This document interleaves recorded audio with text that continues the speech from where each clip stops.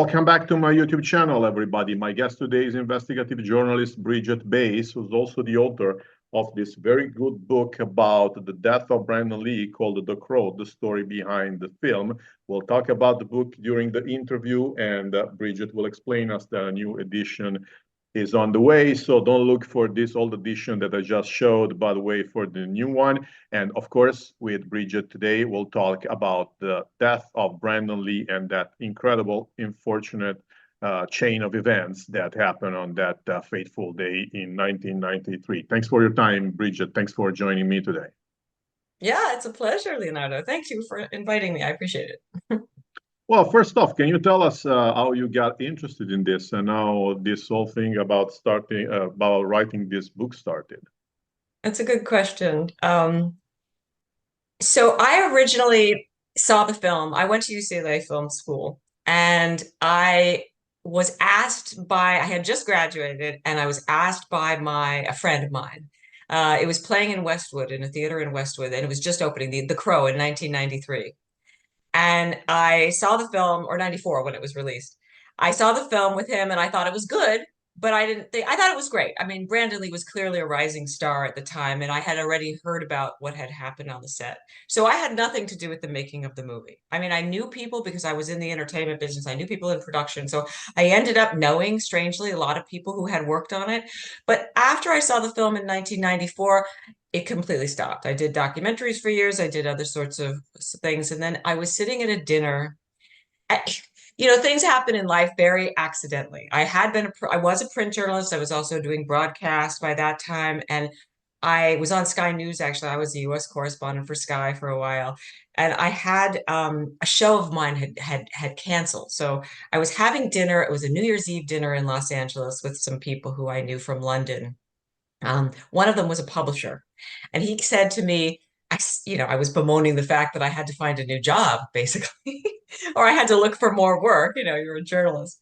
And he said, I have properties because he printed a lot of, all right, I'll be honest with you, he did a lot of like pop culture calendars and like at the time, Buffy the Vampire Slayer picture books, and he also did some unauthorized biographies that had sold pretty well. He would commission authors to do that.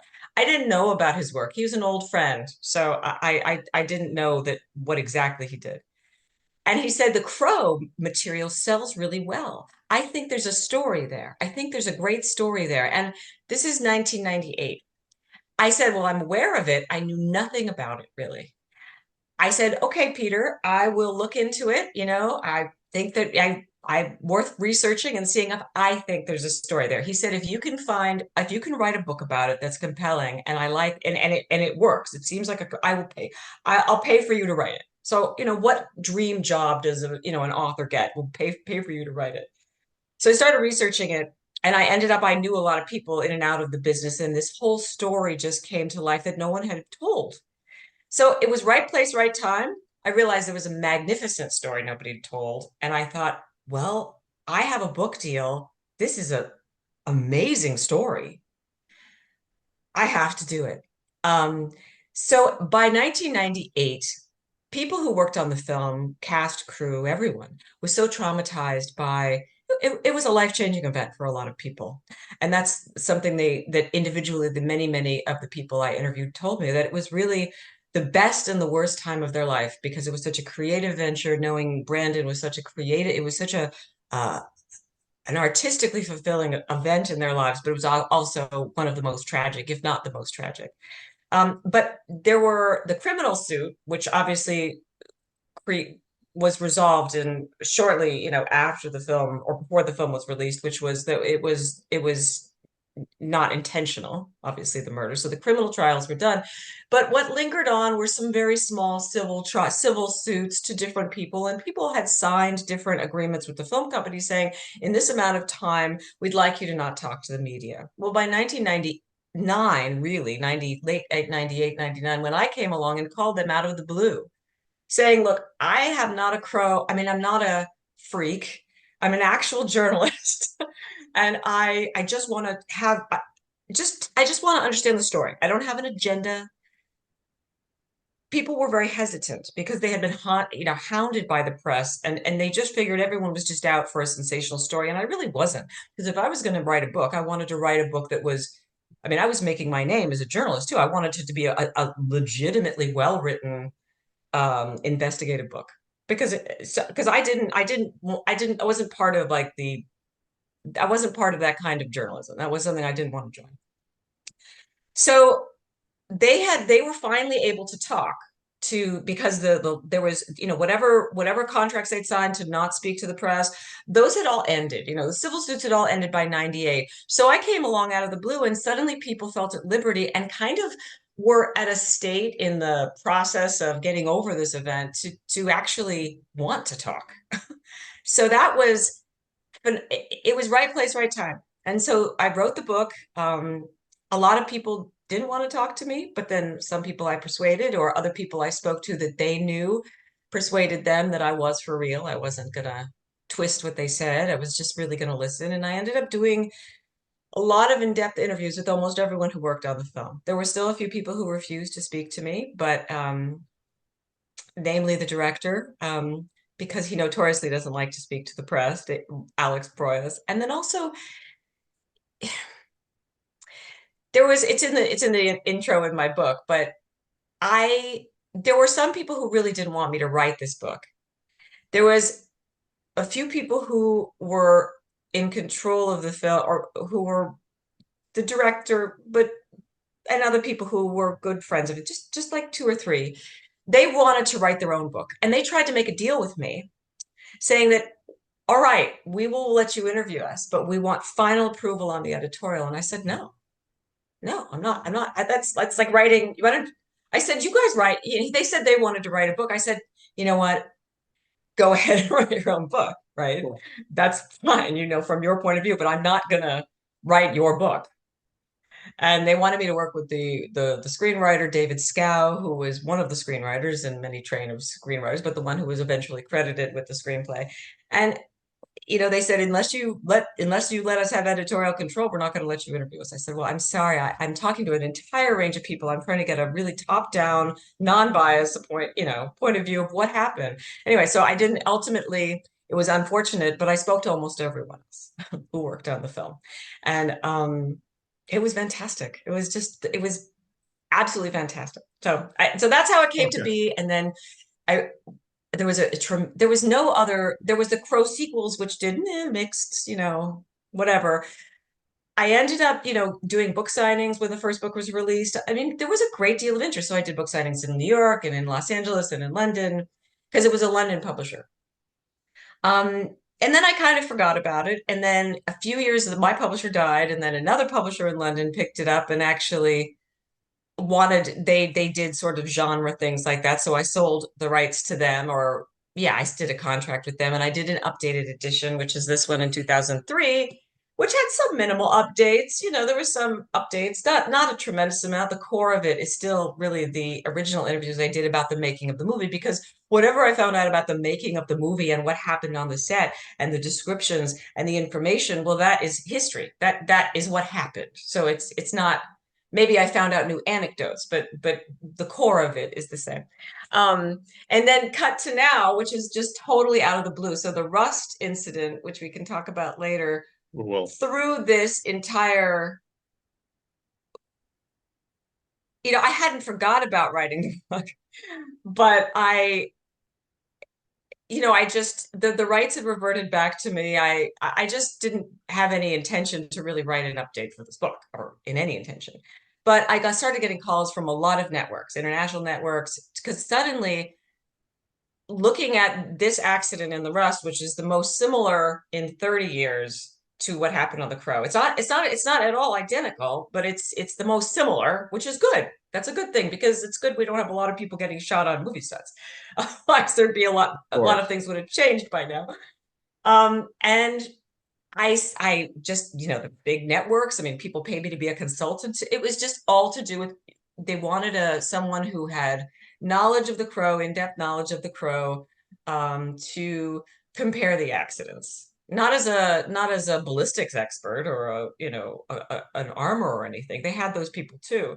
And And so I thought, well, then I got calls from people I knew in New York and some art writer friends of mine, and they said, well, you should probably think about maybe re-putting out your book. Or so I said, okay. So it all fell into place. It was so strange. I called a friend of mine who recommended another writer. She's a well-published novelist, and she recommended me to a friend of hers who said, I have a manager agent who might be interested in this. Call her up. I called her up. I spoke to her. She had a meeting 2 days later with the publisher I have now, and they took it immediately. They said an updated version of this because in conjunction, not only the Rust event, which threw it in, but the Crow has been trying to, the Ed Pressman and Pressman Films has owned, well, in a way, possesses the franchise rights to the Crow. It's more complicated than that, but they've been trying for years to do not another sequel of The Crow, like there have been three, but to do a kind of remake, a re-envisioning, not a remake of the original, but to do something else with the franchise because it had such life to it and it's an evergreen story, which we can talk about. So knowing that the film was finally getting made at the same time with Bill Skarsgård doing The Crow, a reimagining, totally different creative team, totally different reimagining of the comic book, is coming out in June. And so we thought it was coming out last year. So I wrote the book. And anyway, so we're launching the book 3 days before the movie because people might be interested. If they're seeing the movie, hopefully the movie will do well. I haven't seen it. And, then the book is kind of tied to that. So I didn't expect to be doing this. But anyway, so I've rewritten it and put a lot more anecdotes, got interviews I never got in the first place, and asked people really, not the people who I did interview earlier to reflect on, hey, we're still talking about this since I interviewed you 20 years ago. Why do you think this is this, not only the story of Brandon Lee, but also the story of the Crow and this whole drama, life imitating art kind of drama is still captures new generations and new audiences. And so I got the most amazing, it's interesting to talk to people, 20 years on. I mean, they're actors and, set designers, and they think, well, people still want to talk about The Crow. They want to talk about other movies they made, right? Of So, course. Well, anyway, we that's the discussed so story. far why this movie is so interesting for you. But this movie is very peculiar. I love it too, because for instance, the sky is red, and also in the sequels, I remember very well the second episode in which the sky is green, and it's set in LA. And the third one is also like that, and it's set in Salt Lake City. And so my first question is, why did someone in the 90s come up with the idea of making a movie out of this comic book, The Crow? I have an entire chapter and a half dedicated to the entire origin of the Crow. So there was a James O'Barr, who was the comic books author and artist. The story of the Crow sprang from his own personal experience and his own personal tragedy. He grew up in Detroit, an orphan and in foster care, kind of a rough childhood, and he escaped by reading comic books and art. When he finally found at 16, he fell in love with this girl. They were engaged to be married. 2 years later, she was actually accidentally killed by a drunk driver, and it absolutely crushed him. And the story of the Crow sprang from his own pain, which is, to avenge, so to put the wrong things right, to avenge a tragic death of the person of your soulmate. And so that is the origin of the story of the Crow. And he struggled along, and it got picked up by Underground Comics eventually in Detroit. Very small publications, and then by another one. So this is like late 80s, really, like 90. So it was an underground comic. And at the time, we had Batman was the first, like, the first big comic book movie, because the studios are really interested in doing, that was the beginning of the trend of comic book characters in the Marvel universe and the DC universe. And Batman was, comics, that was mainstream comics, right? So and an envisioning of that was revolutionary, but the underground sort of underground comics were very different, much more violent, typically, much more graphic. And, this coincides, which you can identify with too, you said, Leonardo, is, culturally, music-wise, and this was the grunge era. This is the kind of, this sort of culture was sort of bubbling up in lots of ways in in um in art everywhere. So Jeff Most, who was extremely influential and helpful to writing the book, was the original producer and just executive. Jeff Most produced The Crow and discovered The Crow. He was a young producer in New York City, and he was working with John Shirley, who was an author, a novelist, and also did a lot of like all sorts of science fiction, all sorts of different novels, and a couple of them actually did become films. And he was working with him, but hungry. Jeff Most went to film school in New York, and he was just trying to figure out, how can I option properties. He was working at Saturday Night Live, and he was a young, hungry producer. So he was said, well, John Shirley, who was his partner, he actually licensed one of his books, which was The Specialist, which then Jeff, as a young producer, went to Hollywood and got set up, and that was the Sylvester Stallone film, The Specialist. But then he was looking for other material, and they all came across this comic book through different friends, The Crow. They looked at other underground comic books as well, but Jeff and John, to a certain extent, looked at it and they said, this could make a really good film. There's something in this. And James O'Barr's art is very, aside from it being such a compelling story, it's very cinematic in the way he draws. It's almost like storyboards. That's just his natural, that was his natural style. So anyway, Jeff Most discovered it, and they wrote a treatment, and they wrote a script, and they started pitching it around. And on the 50, he went to LA on the 52nd pitch. It's all in the book. Ed Pressman's film company decided to develop it. So that's how it got discovered. Well, as you said, this movie is set in Detroit, but they were shooting it in North Carolina. Yes. I've traveled North America quite a lot, but I haven't been to Detroit yet, and I haven't been to North Carolina either. How come? Why were they shooting the movie in a totally different place? At the time, in the early 90s, Dino De Laurentiis, Italian film director, had set up the largest film studio, just studio lot outside of Hollywood. At the time, that's not true any longer, in Wilmington, North Carolina. Wilmington, North Carolina is a beautiful resort town. It's a charming little historic town, but it also has an airport. You can drive to locations, and the state of North Carolina also was one of the first states in the United States to develop a lot of incentive for film crews to come to their state and shoot. In the early 90s, North Carolina was also a right to work state, which means that it was cheaper. It was cheaper to produce something. So that was one of the main reasons that Dino De Laurentiis, plus Dino wanted to fly his Italian crew over. It was a little farther to go when he set it up. And then it was bought by Carol Co. in early 90s, but in the 80s, that's when he set it up. But that was the reason for the location. He picked it out. He could fly his film crew in from Italy. It was closer than going to LA, much cheaper than going to New York.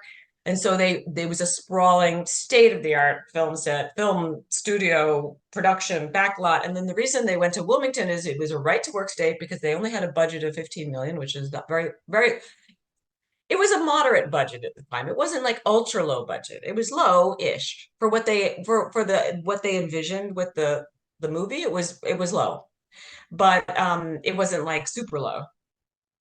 And then on the cost. So they knew there was already crew that lived there that did everything from being a gaffer to a set. I mean, everything, almost everything. So you only had to hire really key people, crew heads to come in. And one of the main reasons is the studio had a back lot, a huge back lot that Dino De Laurentiis had built. But in that 10 years of all the storms that come through North Carolina, because, they get hurricanes, and it was very dilapidated. at the time, and very worn out, and it was in total disrepair, which looked exactly like the the Detroit in the comic books by chance. So it was just perfect. They thought, well, this is great. We only have to do a few things to make this. It was a cityscape. So the back lot was a cityscape that had been built for um gosh, it was the Mickey Rourke film. I'm trying to think of it now.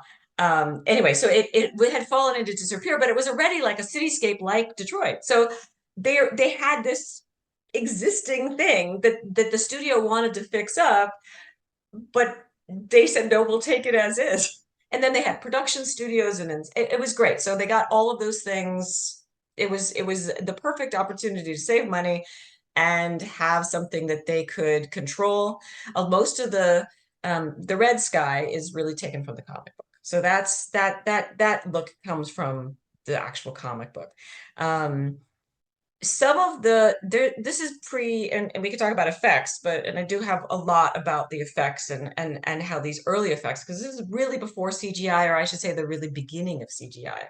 So there are only a couple of small parts of the movie that are CGI, and really it was just replicating Brandon Lee in a couple of scenes. It wasn't like anything to do with the sets. And the reason the movie has Leonardo has that look, that red sky and the sort of odd, macabre sort of look, is a lot of the movie was filmed with miniatures. Mm. So it was actually, so they would cut between actually constructed miniatures and then the actual filming of the film. So yeah, it was fascinating. So that's why Wilmington. Anyway. I understand. Okay. How famous was Brandon Lee before that movie? Because I remember when this movie came out, the Brandon Lee was just considered Bruce Lee's son. How famous was he before The Crow? He was just beginning to get roles that were, I guess I would say, more serious, Mhm. or he was just beginning to get the roles he wanted, because before he was cast in lots of different movies as the Kung Fu Kid, essentially, or the martial Yeah. arts kid, or the son of Bruce Lee. And he really didn't want to, he was an actor. He had gone to the Strasberg School in New York. I mean, he did know martial arts, obviously. He did have tremendous physical skill, but he wanted to be a real actor, and that was a motivation for him taking The Crow, definitely. But the film he had done, right before that he had done Rapid Fire. And actually, when the producers for The Crow saw Rapid Fire, which had only come out like in 90, was right when they were casting, actually 92. So it had just come out in theaters, and it was his first big role, really big role, where he was carrying the movie. And he wasn't doing much martial arts. It was fight scenes, and it was about gangs, and but it was great. So and there was a sense of humor to it, which they liked, and they thought he had the physical prowess, the sense of humor. And so he had done that. He had done what is it? Showdown in Little Tokyo with Dolph Lundgren in 91. And then before that, I'm just refreshing my memory because I can't. Then he went before that. Brandon had decided, after acting school or whatever, he decided he was going to go to. He did go to Hong Kong to do some Chinese martial arts films. He decided to do that, so he did a couple of those chop socky type things, but that didn't last very long. And then, ironically, this is a fun, like, coincidence, or it's almost it's odd. So in what was it in 95, there was a television movie called Kung Fu the movie, and remember Kung Fu the series? Do you remember that with Sure. David Cage? Yeah. So I mean, yeah, David Cage. So he oh, I mean, sorry, with David Carradine playing Kane. David Thank you. Carradine. Yeah. David. So that series was really popular. I don't know if it was in Italy, but it was really He was. popular in and then so they did that show had been off for a long time, and they decided to make a TV movie. And Kane, David Carradine's character, discovers his long lost son, who was played by Brandon Lee in 85. So Brandon Lee is at that time, basically he's 20 years old. Um, when the show Kung Fu in the actually I guess it was 60s or early 70s was developed or beginning to be developed. I think it was the late 60s. The original producers and writers of that series developed it for his father, Bruce Lee.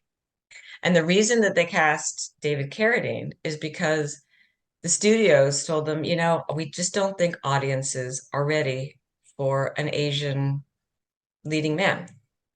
So I understand from different people who knew Brandon Lee that I obviously interviewed his friends. He was very frustrated by that, but he still did the part. So he had just come out with Rapid Fire, and he was just kind of a rising star.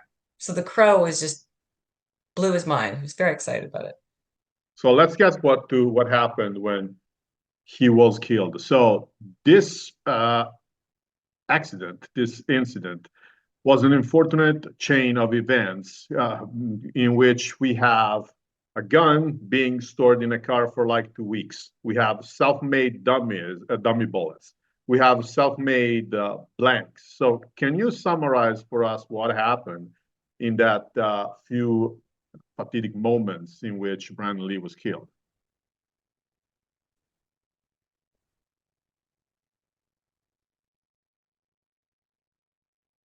Let me start at the end and work my way back. I think it's easier for Sure. people to put it together.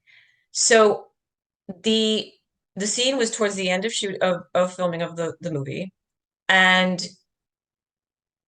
the Magnum 40, the Colt 45 that had been in the prop truck, locked up for about 2 weeks, not checked, not cleaned, was taken from the truck by the prop master, brought on set and then loaded. He did show, he said, I'm going to load it with a full load blank.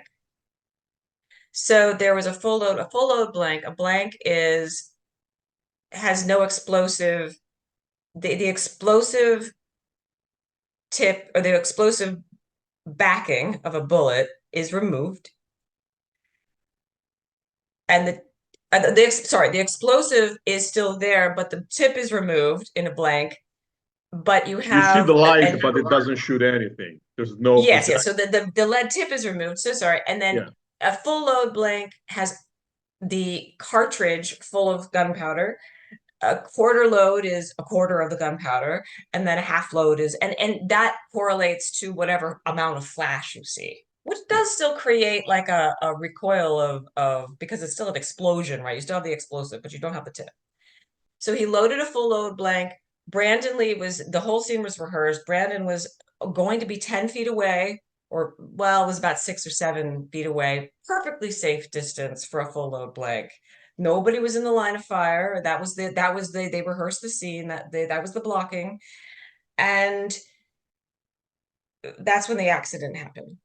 We can talk about the details of the actual accident in a second. So going back to the gun, so the full load blank is put in the gun. One thing that you do in get gun safety, basic gun safety, anywhere really, is you look up the barrel of the gun to see if there's an obstruction before you put anything in the gun. You also have devices you obviously clean to make sure the barrel of the gun is clean. That's a bare minimum. That takes a second, right? It takes a second. So toward the end of shooting, they were an exhausted crew. They were under tremendous deadline. The film The Crow was shot mostly at night. So everybody had to reverse their schedules. So people were getting very, very, very little sleep. They had a tight deadline. They were behind like 11 days, I think. They were behind schedule. And there's a lot of pressure from the completion company, from the insurance. So everybody was exhausted. Nobody checked the gun. The gun had been there for 2 weeks. The last time the gun was used it had been used on the second unit, a second unit. If you remember, if anybody's seen the movie, there's the church scene. So they had built on a soundstage the cathedral, the church, the Gothic church, where Top Dollar, and at the end of the one of the last scenes of the movie is Brandon Lee or the Crow has this fight on the rooftop with Top Dollar, who's the evil guy, and he kills him, and then he's Top Doll is impaled on a gargoyle. And anyway, so that was the set of the church. On that set, they had also done some B-roll of when they were shooting those scenes of the gun close up. They were just going to get so this is what second units do. They just get close ups, they get filler shots for other scenes, and they were going to get a close up shot for a separate scene of that same gun, which was Fun Boy, which was played by Michael Massey's character, sort of loading in bullets. So you have just a very close up of just hands and the bullets going into the gun, and then the chamber being closed. So they had shot that 2 weeks prior. And at one point when they were shooting, they understood that all of the bullets they had at that time for that second unit shot to get that close up were dummy bullets, which are just completely inert bullets. They just look like bullets. There's nothing, no explosion. They do have a tip, but they don't have any powder. They don't have any explosive. They then,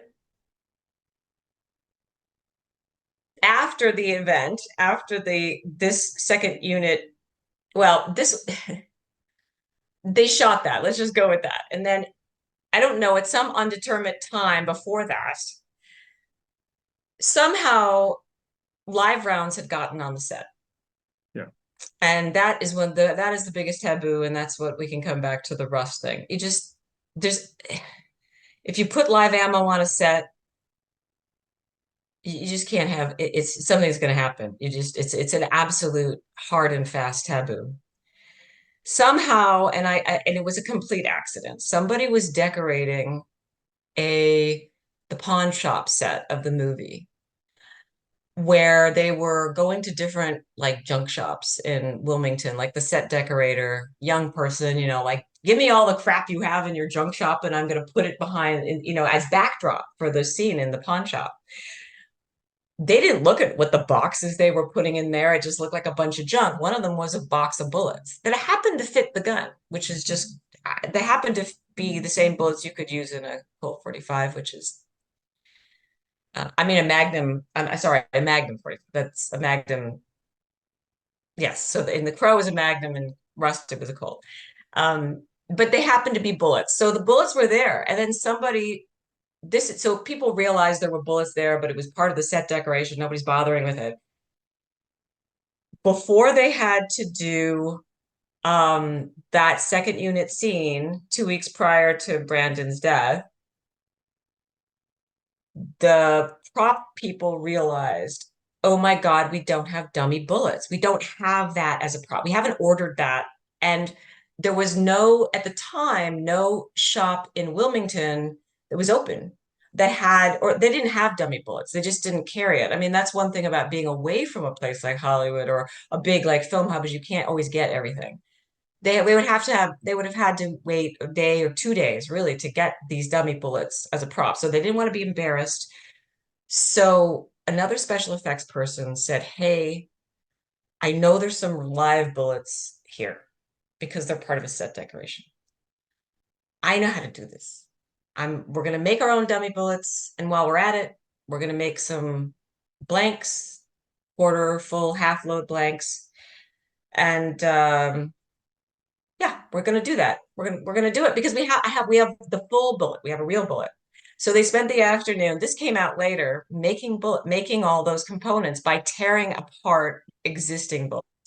So you pry the tip off, you dump out some of the powder or all of the powder, and then you put a thing, a stuffing. You could just put like paper in it so that you make sure it stays, Sure. paper actually inside of the so that it flares it for the blanks. Well, they have all these parts, right? So what ultimately came out is when they were doing this, like maybe 2 weeks before, 3 weeks before, they had all these parts that they had disassembled, and not all the parts ended up in the right place. So somehow, go back to when they were on somehow bullets got put together. This is the box of blanks, of half load blanks. This is the box of quarter load blanks, the box of full load blanks. This is a box of dummies. Well, somehow they weren't quite sorted correctly. So when they were doing that second unit shoot of the dummy bullets, later on, the second unit director, Ken, who's in the book, said, I realized when we were doing that shoot and we were turning the chamber, we heard a pop. But at the time, they didn't think he's not in charge of the weapons. He didn't think about it. He thought it was odd, but it didn't occur to him at the time. It seemed odd, but he didn't make anything of it. So that's how what ended up happening is nobody checked that gun between the second unit shoot when they rotated the barrel and they shot it. There was just enough, that bullet that they thought was a dummy bullet had just enough, had a explosive on the back and had just enough powder to expel the tip into the barrel of the gun, just enough force to get it into the tip, but not farther than that. And then cut to 2 weeks later, nobody's looking up to clean the gun, nobody's cleaning the gun, period.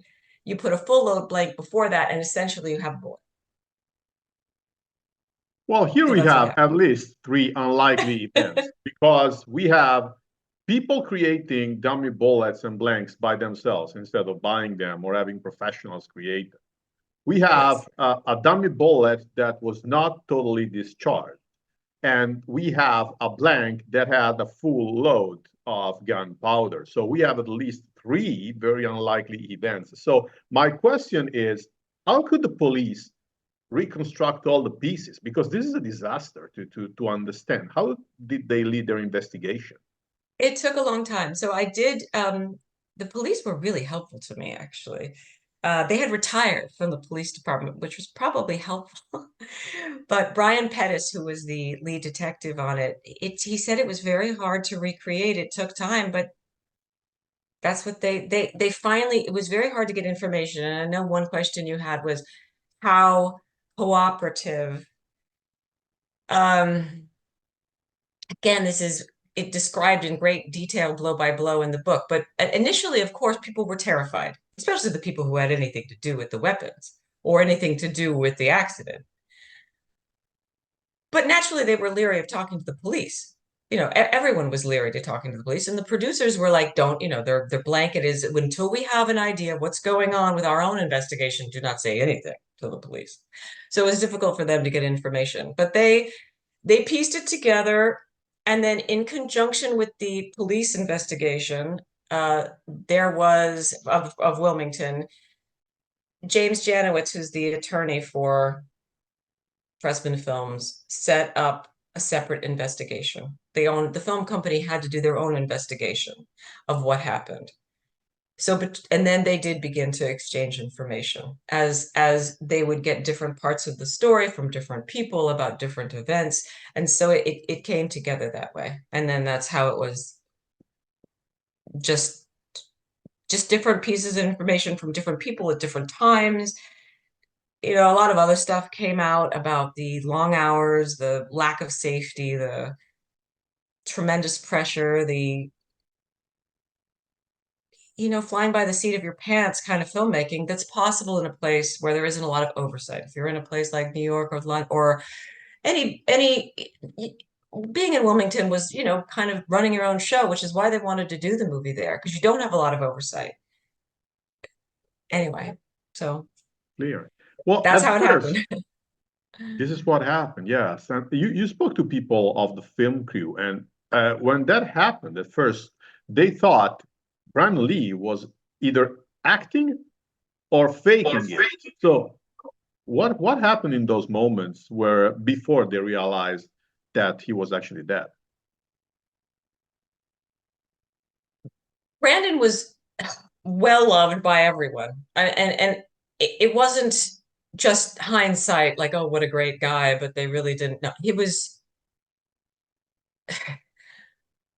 kind, always spoke to people, was just not full of himself, and he did like to joke around.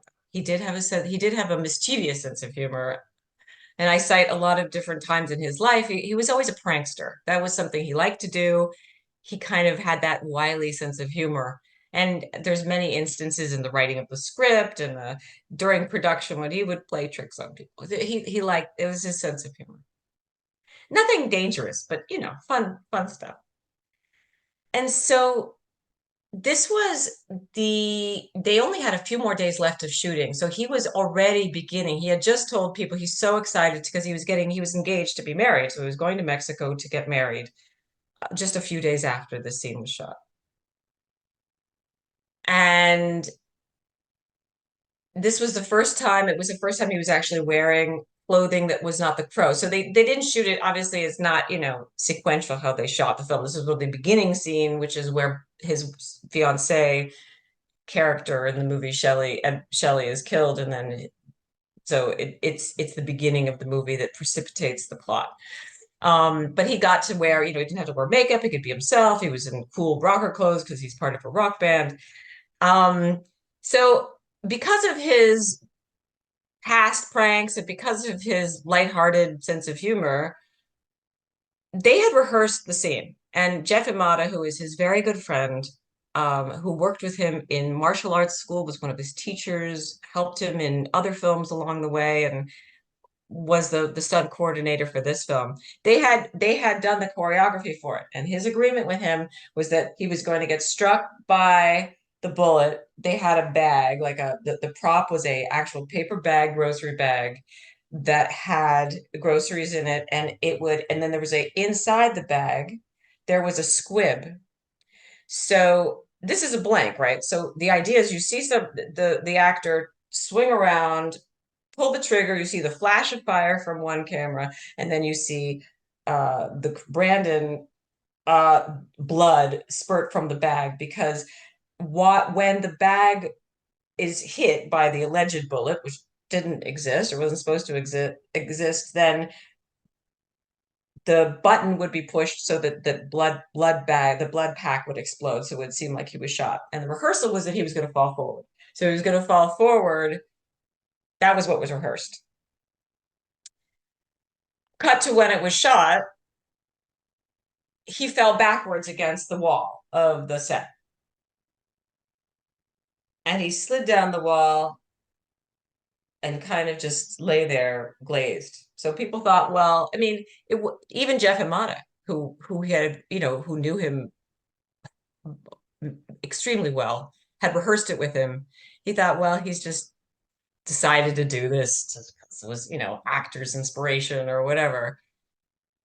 But after, that very kind of, after 30 seconds, or people are like, this isn't right. The look in his eyes, this isn't right. This is not only was it not done as rehearsed. So that's when they discovered that actually there was no blood. Actually, that was from the pouch. He didn't bleed out. The blood was from the actual blood bag that was from the squib, which is an explosive sort of blood bag effect, which was in the grocery bag. So there was actually none of his blood was apparent. But the bullet had gone right under the bag, had grazed the bottom of the paper grocery bag. And it's really uncanny how tragic all of these sequences of events are, because you can't even, like, what are the chances? And I'm not superstitious, and I'm not, but when you add all this up, it's uncanny, right? So the bullet tip went right below his belly button, entered his body, and went right and lodged in his spine. To get to the spine from underneath your belly button, you have to go through the main artery.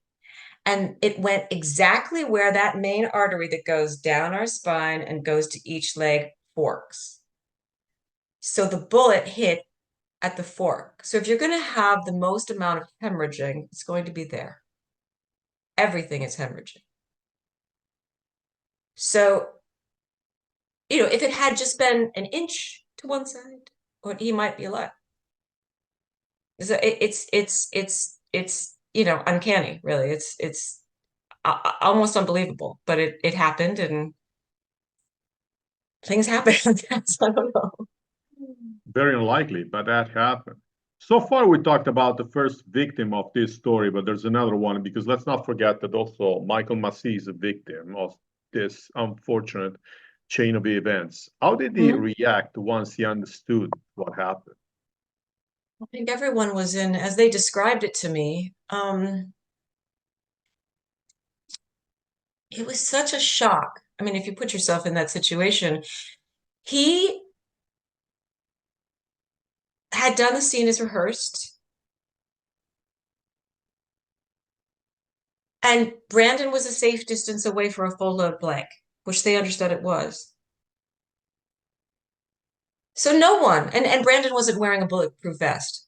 And some people told me that he was offered a bulletproof vest but didn't want to wear one. But even Jeff Amata, who was a stunt coordinator and very trained at safety, it's like Michael Massi was directed to. He hears the door. He's kind of attacking with the gang, like his fiance and the gang, whatever violence they're doing with her. And he hears the door open. He swings around with the gun and he fires. And he was directed not to fire at Brandon. Hard to exactly, he's the character's a serious drug addict. So, I mean, his playing the character is a bit random. So he fires it and he just thinks it was just everybody thought it was just a full load blank. So it does recoil, looks real. That's why they wanted a full load blank, because they had a camera like on his hand shooting the gun and his hand would recoil and you'd see the flash. That's why they wanted a full load blank. Everybody sat down, and it was waiting. And then he just sat after people started to realize the paramedics started, the set medic started working on him. People realized that that he had been shot. It took a while because he wasn't bleeding out. But Michael Bassett just sat apparently on the side of the bed, which was on the set, part of the set, and just was despondent for like, I mean, he was crushed by it. He was so devastated by it. People didn't know how to, I mean, crew members, they were a good team. They really said they tried to console him. They tried to be with him, but he was deeply emotionally damaged by it. I mean, imagine, you think you're responsible for somebody's death. It's awful, awful. He died of stomach cancer, later on, Yeah, I know he passed away. Yes. but that was many years later. But Yeah. it was really hard, really, really tough on him, apparently. Of course, he was devastated. Of course, he is the second victim of this incredibly Oh, tragic yeah. story. Yes, absolutely. So, can we rule out once and for all the conspiracy theory according to which Brandon Lee was murdered, and that the killer disguised this as an accident? Well, I mean, there's this. Yes, we can rule that out. I Also, mean, I think based on many, many, many sources and the record that it was this sequence of events, which is incredibly, almost unbelievable, but it is what happened. And there what was I no think here reason to is think that other. if you want to kill somebody, you don't have to stage something that complex. No, this is way too complex. There are Right. much easier ways to kill people. No. Okay, the story of Tupac Shakur teaches us that there are much easier ways. You don't have to stage Right. something like that. Exactly. Right. So There's a to lot have of other ways. Yes. Yes. easier, much easier and And more why would likely. people, I mean, the rumors were carried on from his father's rumors that it was the triad still angry with his father. It was, something to do with his father, because there was no reason anybody in modern Hollywood had a reason to kill Brandon. And yeah, I mean, it's no, there's no suggestion of foul play in any way. It was just stupid accidents. Yeah. You mentioned his father, and we have a second conspiracy theory here, according to which there's a movie by Bruce Lee in which he fakes his death to investigate on his own murder. And it's his last one. It's called The Game of Death. And so someone believes that Brandon Lee wanted to stage his death to get some vengeance on somebody, probably. Actually, the story of the movie by Bruce Lee is completely different from what happened to Brandon Lee. Have you heard this story? What do you think about it? I do. I do. I wrote about that as well. So I did speak to a lot of people who worked with Bruce Lee, people who discovered Bruce Lee. Uh, no, it was an unfortunate set of circumstances that was pretty also rare, but much more simple. So Bruce Lee liked to do all of his own stunts. So did Brandon, actually, and people had to prevent him from doing a lot of his stunts.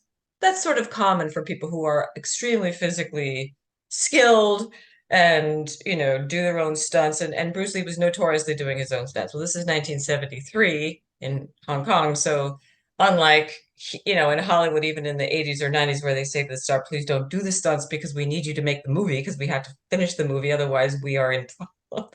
Um, in Hong Kong when Bruce was making that film. Anyway, they let him do his own stunts. So he was always, getting, I mean, Bruce Lee commonly would get like beat up, he would commonly have like some injuries, just doing his stunts himself. Um, so he died of a complication determined by an outside coroner. They flew in from London. They also had a Hong Kong investigator. Um, that came to the same conclusion. He died in the apartment of a Chinese actress that he was having an affair with, even though his son and his wife and daughter were in Hong Kong at that time. Um, he was having an affair on the film with, I forget her name, Taipei or not Taipei, I have it here actually. Betty Ting Pai, Hmm? unknown actress. So he had finished shooting, went back to her apartment, smoked some marijuana. They deduced by some cannabis in his system, but also that they deduced that he had taken an analgesic, which is I guess like an aspirin or a blood thinner of some kind, because he obviously had some aches and pains. Yeah, And he had an aneurysm and died.